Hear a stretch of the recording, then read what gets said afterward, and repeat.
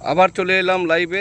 ঠিক 3 ঘন্টা আগে যে স্থানে ছিলাম, আপনারা খবর দেখছিলেন রঘুনাথপুর নতুন বাসস্ট্যান্ড থেকে, পুরুলিয়া জেলার রঘুনাথপুর নতুন বাসস্ট্যান্ড থেকে 3 ঘন্টা আগে একটা আমি খবর করলাম।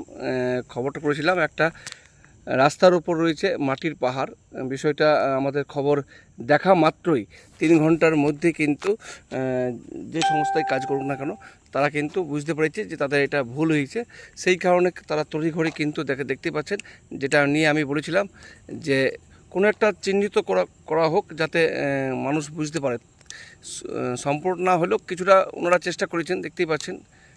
এখন আগে কিন্তু ছিল না, এখন কিন্তু এটা দেখতে পাচ্ছেন। আমি কিছুক্ষণ আগে লাইভ করেছিলাম, তখন কিন্তু এগুলো ছিল না, এখন কিন্তু সেই চিহ্নটা দেখতে পাওয়া যাচ্ছে।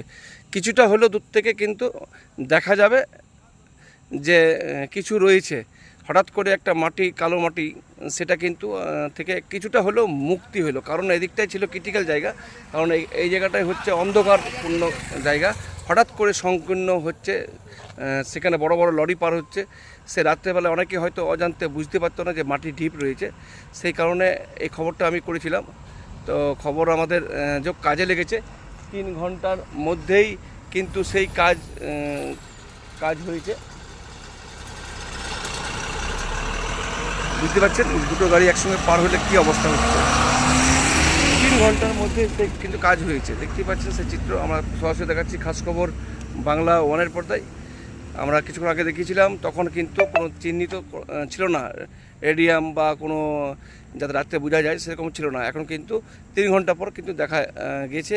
যারা কাজ করছে তাদের সঙ্গে আমার কথা হয়, তাদের দাবি যে তারা ওই ফিতে দিয়ে চারিদিকে বেঁধেছিল, কিন্তু হয়তো ঝড়ে বা গাড়ির দাপটে ছিঁড়ে গেছে, সেই কারণে চলে গেছে। আমরা কালকে আরও একটু ভালোভাবে করবো যাতে মানুষের অসুবিধা যাতে না হয়, কারণ তার নিচে রয়েছে প্রায় 10 ফুটের উপরে গর্ত রয়েছে। সেই গর্ততে বাঁচার জন্য তারা মাটি দিয়ে রেখেছে, কিন্তু যে গর্তকে বাঁচার জন্য দিয়েছিল সেই গর্ত মাটিতেও আবার অনেকে ধাক্কা হতেই পারতো। সেই কারণে আমার লাইভের উদ্দেশ্য ছিল এটাই।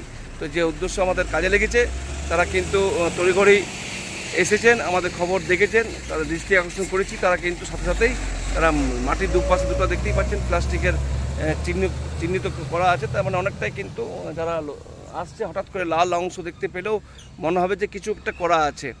আমাদের উদ্দেশ্য যেটা ছিল সেই উদ্দেশ্য কিন্তু পূরণ হয়েছে।